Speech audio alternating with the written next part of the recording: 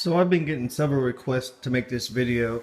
This is for people who have purchased Waffen works in the last 6 months or so. Some of the issues they've been having, the main issue that I've seen predominantly is the head spacing is slightly too tight on them. And what happens when if you try to hand cycle around, into the chamber, then if you cycle around in the chamber then try to cycle it out, it's like stuck almost. So you got to really whack it to get it out. And there is a very easy fix to that if you're inclined to do it yourself, or to not, have it sent back in. And I'm going to show you guys how to do that really quick. The one way to diagnose your rifle if it has this problem is very easy. Just take a mag. I would just put one round in it, but cycle, and then see if it cycles easy or if it gets stuck.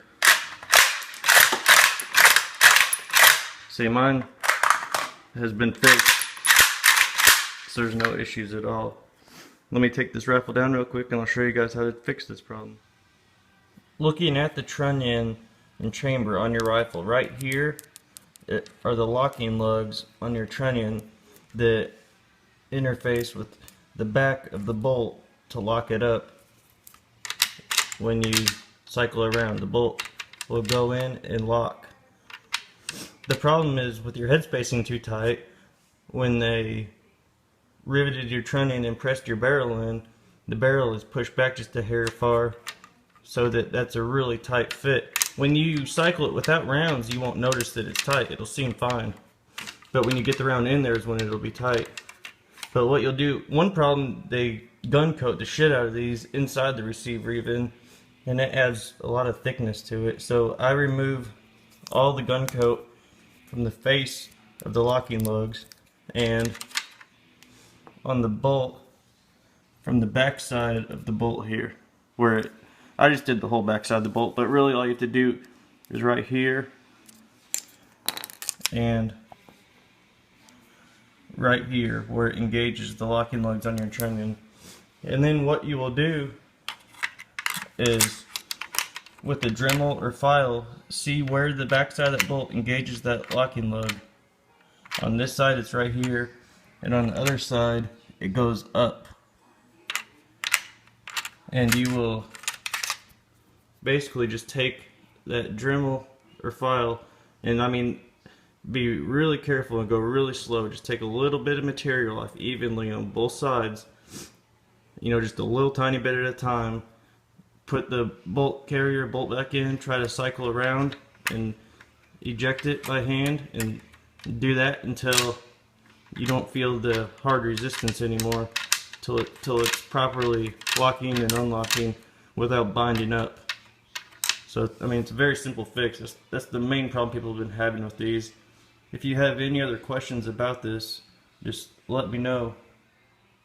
In this whole process, doing everything from fixing the headspace to just tuning the rifle to operate a lot smoother, maybe took me an hour tops, and I've got a flawless rifle now. It's smooth as the action on my arsenal, and it functions perfect, no problems. The other thing I did besides fixing the head spacing issue is on your bolt carrier on the bottom where it contacts the hammer face, I polished that surface, polished the bottom of the bolt where it rides across the hammer face so that you get a smoother action. Then I also removed the gun coat from the areas on the bolt where it contacts the bolt carrier and makes it rotate, makes it a lot smoother. And then I removed the gun coat from the rails and ejector, and I reprofiled the shape of the hammer and polished it, so now that the action is super smooth. One other problem I did have with this is this ejector rail here.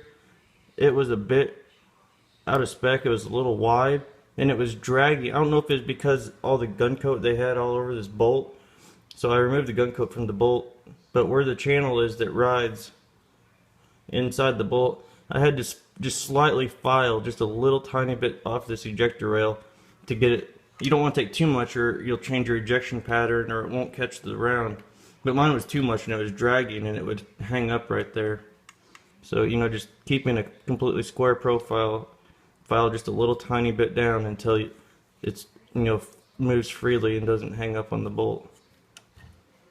So for, you know, like I've said before, for $599, if you're willing to do a little bit of work yourself, these are great rifles. It's just, if you want something out of the box that you're not going to have to touch, you're going to be prepared to spend $800–900 for a decent AK. But this one, you know, I've done a little bit to it. It's perfect running rifle and I love it.